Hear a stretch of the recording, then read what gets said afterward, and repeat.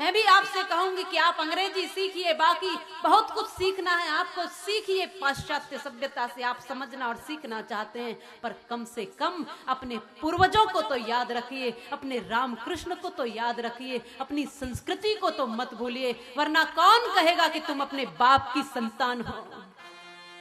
ये कौन है? ये राम कृष्ण, ये ऋषि। हम ऋषि संतान हैं। हमें तभी लोग ऋषि संतान कहेंगे जब हम उनके वचनों का अनुगमन करेंगे, उनके जैसा जीवन जिएंगे। मुझे डर है कि कहीं संस्कृति की शाम ना हो जाए और ये भूमि राम श्याम की बदनाम ना हो जाए।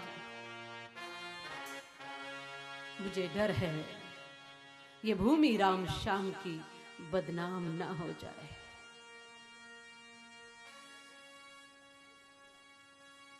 मैं आपसे बस इतना कहूंगी,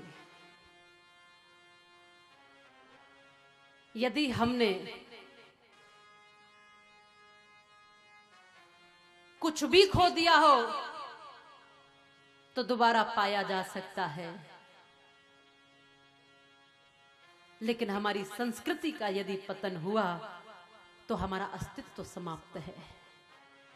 हम जिंदा हैं तो अपनी संस्कृति के बल पर, अपने धर्म के बल पर, क्योंकि जितने भी दुनिया के जीव हैं वो सब धरती पर चलते हैं, लेकिन मनुष्य एक ऐसा प्राणी है जो धर्म पर चलता है।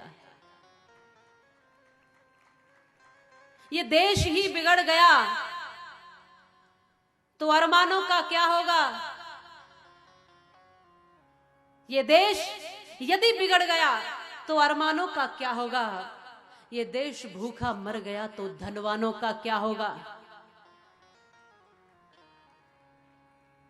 इस देश में अत्याचार बढ़ गया तो फिर बलवानों का क्या होगा?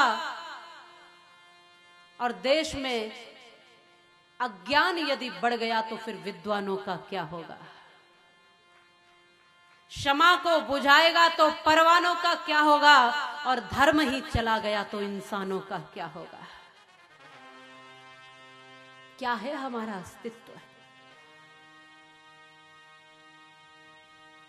इंसानियत हमारा अस्तित्व है, हमारी संस्कृति हमारा अस्तित्व है, हमारा सनातन धर्म हमारा अस्तित्व है।